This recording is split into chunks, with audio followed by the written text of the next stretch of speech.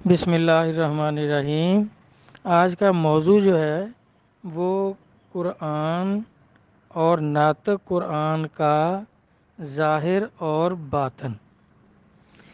جس طرح قرآن کا ظاہر اور باطن ہے، اسی طرح یہ ناطق قرآن جو اللہ کے ولی ہوتے ہیں ان کے کلام کا بھی ظاہر اور باطن ہوتا ہے۔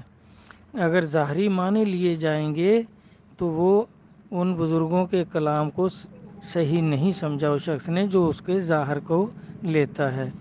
ان کے کلام کا بھی قرآن کی طرح ظاہر اور باطن ہوتا ہے۔ باطن جو لوگ سمجھتے ہیں وہ ان بزرگوں کے فرمان کو صحیح سمجھتے ہیں۔ جس طرح حدیث پاک میں ہے، یہ مشکوٰۃ شریف علم کا بیان 221 نمبر حدیث ہے۔ ابن مسعود رضی اللہ عنہ سے روایت ہے کہ رسول اللہ صلی اللہ علیہ وسلم نے فرمایا، قرآن 7 طریقوں پر اتارا گیا ہے، ہر آیت کا ظاہر اور باطن ہے، اور واسطے ہر حد کے خبردار ہونے کی جگہ ہے۔ تو اس سے مراد حضور قبلہ عالم رہنما اولیاء یہ لیتے تھے کہ یعنی اس کے ظاہر کو سمجھنا بھی ضروری ہے، لیکن جب تک باطن کو نہیں سمجھیں گے تو پھر اس آیت کا صحیح مطلب سمجھ میں نہیں آئے گا۔ اسی لیے یہ اولیاء کرام کے فرمانات جو ہیں یہ زیادہ صحیح ہیں، کیونکہ انہوں نے ہر آیت کے باطن کو سمجھا ہے۔ تو جو لوگ ظاہر لیتے ہیں جیسے علماء کرام، تو پھر اسی لیے انہوں نے قرآن کے کئی مطلب بیان کیے اور کئی فرقے پیدا کر دیے، کیونکہ وہ ظاہر کو سمجھتے تھے، ظاہر کا مطلب لیتے تھے، باطن ان کی سمجھ سے باہر تھا، کیونکہ ان کی روح کے مراتب طے نہیں ہوئے تھے، اس لیے باطن ان کی سمجھ میں نہیں آتا، بلکہ ان کی عقل سے باہر ہے، وہ باطن کا انکار کرتے ہیں۔ دوسری حدیث پاک ہے، ابو ہریرہ رضی اللہ عنہ سے روایت ہے کہ میں نے رسول اللہ صلی اللہ علیہ وسلم سے سنا، فرمایا، اللہ عز و جل اس امت کے لیے ہر 100 برس کے بعد ایک آدمی بھیجتا ہے جو اس کے لیے اس کے دین کو تازہ کرتا ہے۔ یعنی ہر 100 سال کے بعد جیسے مجدد آ جاتے ہیں، یا بڑے بڑے بزرگ جیسے غوث اعظم قدس اللہ سر العزیز، تو یہ دین کو دوبارہ تازہ کر دیتے ہیں کہ جو امت کو سمجھنے میں کوتاہی ہو جاتی ہے یا غلطیاں آ جاتی ہیں تو وہ اس کو پھر صحیح کر دیتے ہیں، ان لوگوں کی سوچ کی سمت کو صحیح کر دیتے ہیں اور دین تازہ ہو جاتا ہے۔ جیسے دوسری حدیث پاک ہے، نبی پاک صلی اللہ علیہ وسلم نے فرمایا کہ اگر میرا دین سریا میں بھی چلا جائے تو پھر بھی سلمان فارسی رضی اللہ عنہ کی خاندان کے لوگ جو ہیں وہ اس کو وہاں سے کھینچ کر پھر زمین پر استوار کر دیا کریں گے۔ تو اس طرح یہ حدیثوں کے مطلب اور اس کا صاف صاف سمجھ میں آتا ہے کہ بزرگان دین یہ ناطق قرآن ہوتے ہیں، ان کے کلام کو بھی صحیح وہی لوگ سمجھیں گے جو ان کے باطن کا مطلب سمجھیں گے کہ اس کا باطن کیا تھا، اس فرمان کا مطلب کیا ہے، اس میں کیا سبق کیا ہے۔ تو جو ظاہری معنی لیتے ہیں، جس طرح بزرگوں نے حکایتیں بیان کی ہیں، تو بظاہر تو وہ ٹھیک ہے، سبق آموز ہیں، لیکن جب تک اس کا باطن نہیں سمجھیں گے تو اس وقت تک اس کلام کی روح کو نہیں سمجھیں گے۔ تو جس طرح اب بابا جی قبلہ سرکار رہنما اولیاء حضور قبلہ عالم کا فرمان ہے کہ سمندر کے کنارے کنارے ایک بزرگ تشریف لے جا رہے تھے، ان کے مریدین بھی ساتھ تھے، تو سمندر پر بارش ہونا شروع ہو گئی۔ بزرگوں نے خیال کیا کہ پانی کے اوپر پانی برس رہا ہے، اس کا کیا فائدہ؟ اگر زمین پر بارش ہوتی تو سبزہ اگتا، زمین زندہ ہو جاتی، لوگوں کو فائدہ ہوتا، سبزے سے جانور اس کا سبزہ کھاتے، کتنا فائدہ ہوتا۔ ابھی یہ ان کے جی میں خیال گزرا، تو اس خیال کے آتے ہی ان کی حالت جو تھی، ولایت جو تھی، وہ سلب ہو گئی، اور اللہ تعالیٰ کی طرف سے آواز آئی کہ کیا میرے کاموں میں کوئی حکمت نہیں ہے؟ یہ پانی پر جو پانی برس رہا ہے تو یہ سیپ جو منہ کھولے اوپر تیرتے رہتے ہیں ان میں جاتا ہے، جس میں جواہر پیدا ہوتے ہیں۔ میرے ہر کام میں حکمت ہے، آپ میرے کام پہ اعتراض کر رہے ہیں۔ تو ایک دم حالت سلب ہو گئی۔ تو انہوں نے مریدین سے کہا کہ بھئی کام خراب ہو گیا، اب آپ ایسا کریں، میری ٹانگوں میں رسی ڈالیں اور مجھے یہاں گھسیٹتے پھریں، جب تک میں نہ کہوں اس وقت تک گھسیٹتے رہو، جب میں روکوں اس وقت چھوڑنا۔ تو اب مریدین تذبذب کا شکار ہو گئے کہ ہم اپنے پیر و مرشد کو اب ایسے گھسیٹیں، یہ تو چھل جائیں گے، زخمی ہو جائیں گے۔ تو انہوں نے فرمایا کہ نبی پاک صلی اللہ علیہ وسلم کا فرمان پاک ہے، الامر فوق الادب، کہ حکم پہلے ہوتا ہے، اس کی اطاعت کی جاتی ہے، ادب جو ہے وہ بعد میں ہوتا ہے۔ تو ادب سے پہلے حکم پر عمل کرو۔ تو انہوں نے گھسیٹنا شروع کر دیا۔ اب کچھ دیر کے بعد جب پھر ان کو تسلی ہو گئی، حالات بحال ہو گئے، دوبارہ ان کی بزرگی نصیب ہو گئی، اللہ کی طرف سے معافی مل گئی، تو انہوں نے کہا بھی اب چھوڑ دو۔ تو اب اس میں باطن کیا ہے، اس کا رزلٹ کیا ہے، نتیجہ کیا ہے؟ کیا یہ کہانی صرف دلچسپی کے لیے تو نہیں بیان کی کہ اللہ کے خلاف؟ دیکھیں اب ان کے ارادے پر بھی گرفت ہو گئی، جبکہ عام لوگ، نیک لوگ یا مومن جو ہیں ان کے ارادے پر گرفت نہیں ہوتی، عمل پر گرفت ہوتی ہے۔ جیسے چوری کا ارادہ کرتا رہے آدمی، جتنی دفعہ اس کے جی میں آئے کہ چوری کروں تو اس کا ہاتھ تو نہیں کاٹا جاتا، کیونکہ اس نے چوری کی نہیں ہے، خیال ہے، وسوسہ ہے، اس پہ گرفت نہیں ہے۔ تو اس طرح نبی پاک صلی اللہ علیہ وسلم نے جو فرمایا ہے کہ صالحین کی نیکیاں مقربین کے لیے گناہ ہوتے ہیں، کہ جو کام صالحین کرتے ہیں، نیک لوگ کرتے ہیں، اگر وہی کام مقرب بندے جو ہیں وہ کریں، حالانکہ ان کے لیے وہ نیکی ہے، اور جو مقرب بندے ہیں ان کے لیے وہ گناہ ہو جاتا ہے۔ جیسے مثال کے طور پر رزق حلال کمانا عین عبادت ہے، اور جو مقرب بندے ہیں ان کے لیے ہے کہ توکل کرو۔ جس طرح نبیوں نے جب تبلیغ شروع کی تو انہوں نے پھر کوئی دنیا کے کام نہیں کیے، توکل کیا۔ جب اللہ تعالیٰ نے روزی بھیجی تو روزی، نہیں بھیجی تو روزہ۔ جس طرح صحابہ صفا جو تھے وہ توکل کر کے بیٹھ گئے تھے، تو دیکھیں اب چاہے فاقہ آ جاتا تھا تو وہ دیہڑی کرنے نہیں جاتے تھے، کام کرنے نہیں جاتے تھے، توکل کر کے بیٹھے رہتے تھے، جب اللہ تعالیٰ روزی بھیجتے تھے تو کھا لیتے تھے، ورنہ وہیں توکل کر کے بیٹھے رہتے تھے۔ جس طرح ایک واقعہ مولانا روم صاحب مثنوی شریف میں بیان کیا ہے کہ ایک لکڑ ہارا جو تھا وہ لکڑیاں کاٹتا تھا جنگل سے، تو بیچ کے اپنا گزارا کرتا تھا، اپنے بچوں کا گزارا کرتا تھا۔ ایک دن اس نے کیا دیکھا کہ وہ لکڑیاں کاٹنے گیا تو اس نے دیکھا کہ ایک لومڑی جو ہے وہ ایک جھاڑی میں لیٹی ہوئی ہے اور موٹی تازی ہے،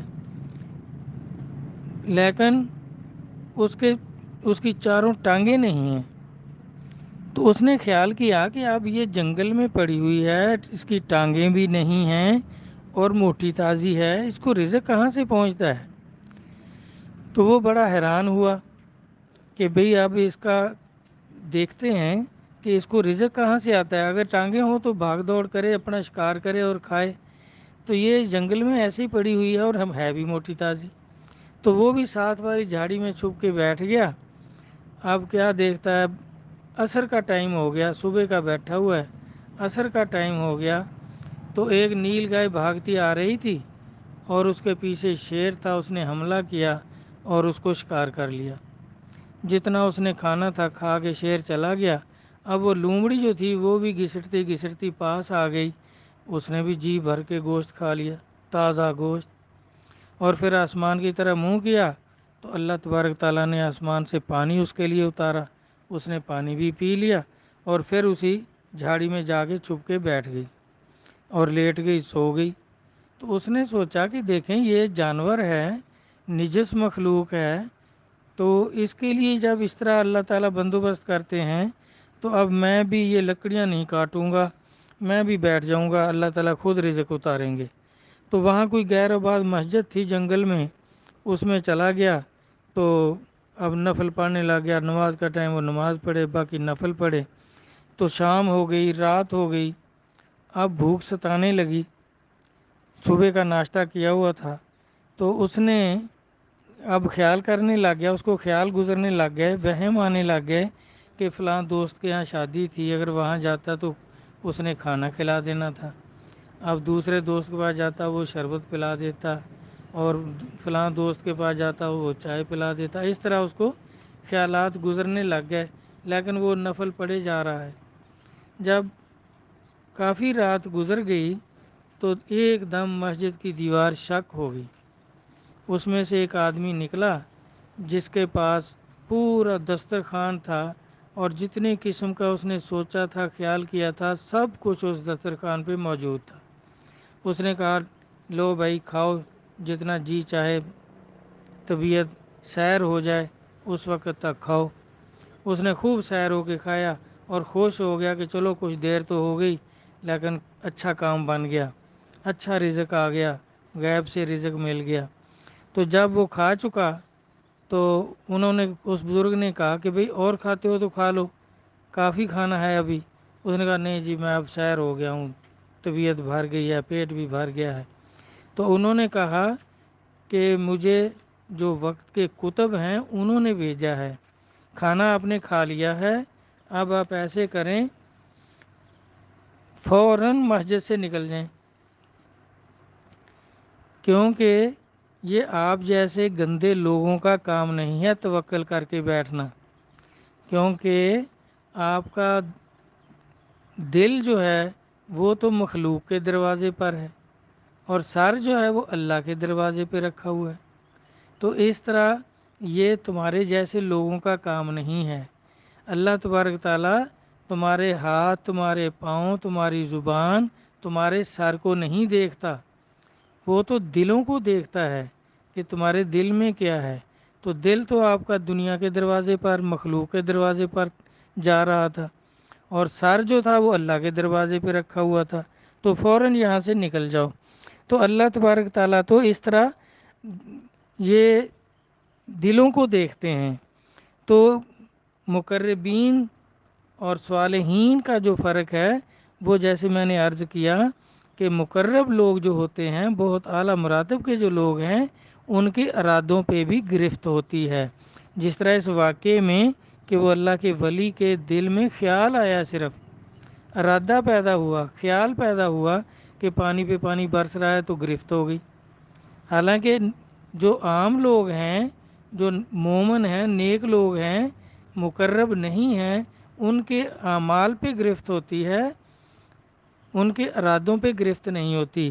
جس طرح قرآن پاک سے بھی یہ ثابت ہے کہ داؤد علیہ السلام ایک جنگ کے لیے لشکر بھیج رہے تھے، تو ایک صحابی کی بیوی آپ کے ادھر گھر میں آئی، تو آپ نے دیکھا کہ وہ بڑی خوبصورت ہے، تو آپ کے جی میں خیال آیا کہ اس کا شوہر جو ہے وہ جنگ پہ جا رہا ہے، اگر وہ شہید ہو گیا تو پھر اس کے ساتھ میں شادی کر لوں گا۔ تو وہ لشکر چلا گیا، وہ واقعی وہ صحابی جو تھا شہید ہو گیا۔ تو آپ نے عدت پوری ہونے کے بعد اس عورت سے شادی کر لی۔ اب اگلے دن آپ اپنے تخت پر بیٹھے تھے دربار میں، تو سامنے زمین سے دو آدمی نکلے، وہ فرشتے تھے، جھگڑتے ہوئے نکلے۔ تو آپ نے پوچھا بھی کیوں، کیا جھگڑا ہے آپ کا؟ تو ایک کہنے لگا جی میری ایک بھیڑ ہے اور اس کی 99 بھیڑیں ہیں، تو یہ میری ایک بھی چھین رہا ہے۔ تو آپ نے فرمایا بھئی تو ایسا نہ کر، تیری اتنی زیادہ ہیں، تو دو چار اور اس کو دے دے، اس کی ایک ہے وہ بھی تو چھین رہا ہے۔ تو اس نے کہا جی آپ نے بھی تو یہی کام کیا ہے نا، کہ آپ کی تو 99 بیویاں تھیں، اوریا کی ایک تھی، تو آپ نے اس سے بھی شادی کر لی، اور پہلے آپ کا خیال تھا کہ یہ شہید ہو جائے گا، آپ نے اس نیت سے بھیجا ہے اس کو۔ تو آپ کے جی میں آ گیا کہ یہ تو کام خراب ہو گیا۔ باری تعالیٰ میں عرض کی کہ باری تعالیٰ اب کیا کریں؟ تو اللہ تعالیٰ نے فرمایا بھی جاؤ اوریا کی قبر پر اس سے معافی مانگو، اگر وہ معافی دے دے تو ٹھیک ہے، نہیں تو نبیوں کے دفتر سے آپ کا نام کاٹ دوں گا۔ تو آپ گئے اس کی قبر پر، اس کو جا کر دعا سلام کی کہ اوریا خوش ہے؟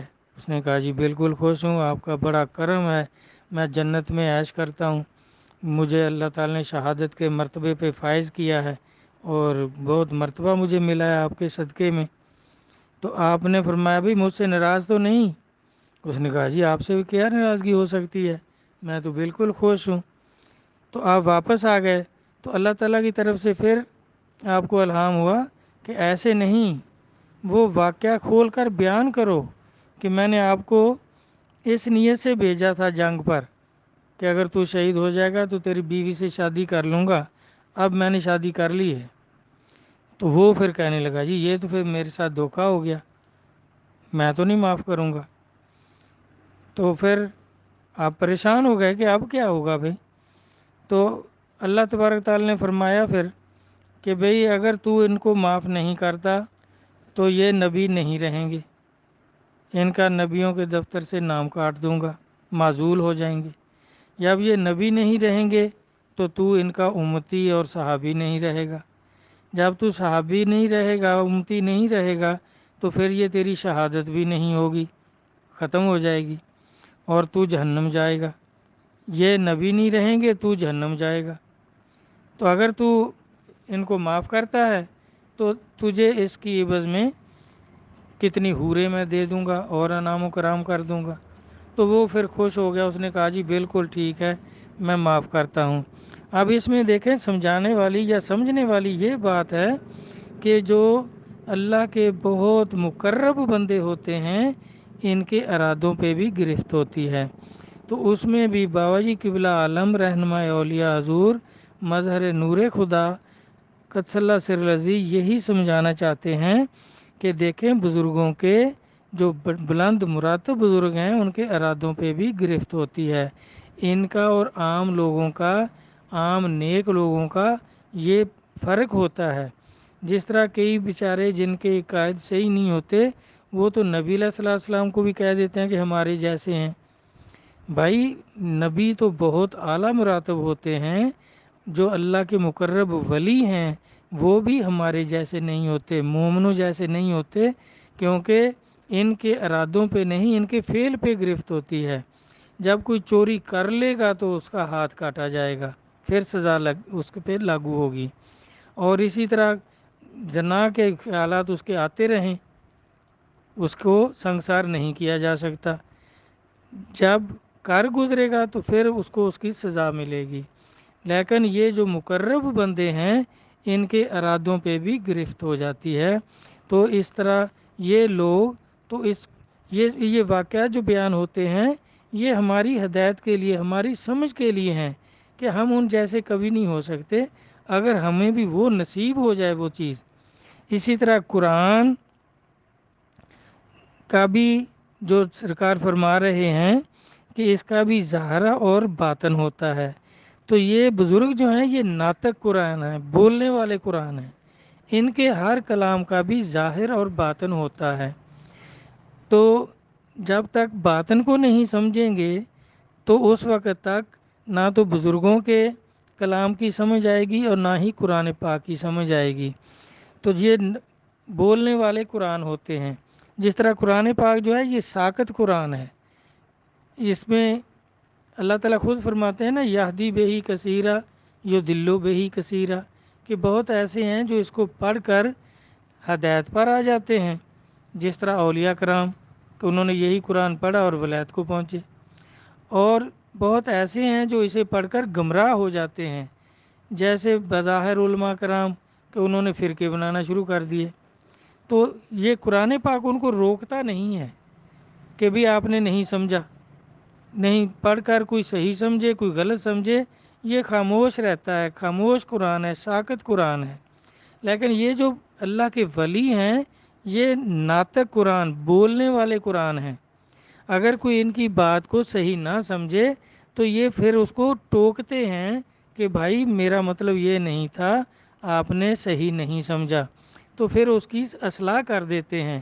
اس لیے ان بولنے والے قرآنوں کی بھی ہر بات، اگر کوئی حکایت بھی بیان کرتے ہیں تو اس کا بھی ایک باطن ہوتا ہے، تو جس کو اس کے باطن کی سمجھ آ جائے تو وہ تو ان بزرگوں کے کلام کو صحیح سمجھا۔ اگر ان کے باطن کی اس کو سمجھ نہیں ہے، یعنی وہ فنا فی شیخ یا فنا فی رسول یا فنا فی اللہ وہ شخص نہیں ہے، تو عارفوں کے کلام کو وہ صحیح نہیں سمجھے گا، ان بڑے بزرگوں کے کلام کو صحیح نہیں سمجھے گا۔ ہر شخص کو بھائی اپنی سوچ کی سمت کو صحیح کرنا چاہیے، دوسروں پہ تنقید نہیں، سبق سیکھنا چاہیے۔ اگر کسی کی کوئی بات سمجھ میں نہ آئے تو اس سے پوچھ لینی چاہیے کہ جی آپ نے یہ کیوں کہا، یہ کیسے کہا، کیونکہ جس طرح صحابہ کرام سورۃ نصر کے نازل ہونے پر ان میں بھی دو گروہ ہو گئے، جو جوان لوگ تھے، نئے نئے صحابہ تھے، وہ خوش ہو گئے کہ فتح کی خبر آ گئی، خوشخبری آ گئی کہ اسلام کی فتح ہو گئی، یا فوج در فوج لوگ داخل ہو رہے ہیں اس میں۔ لیکن جو بزرگ صحابہ تھے وہ رونے لگ گئے تھے، کیونکہ وہ اس کے باطن کو صحیح سمجھے تھے، اس آیت کا جو باطن تھا وہ سمجھے تھے کہ اب نبی پاک صلی اللہ علیہ وسلم کو واپس بلا لیا جائے گا کیونکہ فتح ہو گئی ہے، تو اب ہمارا ان کا بچھوڑا ہوگا۔ تو جب صحابہ نے، جوان صحابہ نے سرکار سے دریافت کیا تو آپ نے بھی یہی فرمایا کہ ان بزرگ صحابہ نے صحیح سمجھا، آپ نے صحیح نہیں سمجھا۔ اس طرح بھائی اولیاء کرام کے جو لوگ تعلق والے ہوتے ہیں، مریدین ہوتے ہیں، سلسلے کے لوگ ہوتے ہیں، ان کی سوچ میں بھی یہ فرق آ جاتا ہے کہ نئے نئے جوان طبقہ جو لوگ ہوتے ہیں وہ اس کلام کا ظاہر لیتے ہیں، اور جن کو صحبت نصیب ہوتی ہے، کچھ وقت گزارا ہوتا ہے، جن پہ کچھ کرم اور فضل ہو گیا ہوتا ہے، تو وہ اس کے باطن کو سمجھتے ہیں، اس لیے ان کی سوچ اور سمجھ میں فرق آ جاتا ہے، تضاد ہو جاتا ہے۔ تو ہر چیز کو سمجھنے، اور اللہ تبارک تعالیٰ بھی نبی علیہ الصلوۃ والسلام بھی فرماتے ہیں کہ اللہ تعالیٰ جس کے دین کی بھلائی چاہتے ہیں اس کو سمجھ عطا فرما دیتے ہیں۔ اس سے مراد بھی یہی ہے کہ جن لوگوں کے مراتب طے ہو جاتے ہیں ان کو دین کی صحیح سمجھ اللہ تبارک تعالیٰ عطا فرما دیتے ہیں۔ ٹھیک، ماشاءاللہ، اللہ سمجھ عطا فرمائیں، ہر کسی کی دین کی بھلائی فرمائیں، آمین۔ اللہ حافظ۔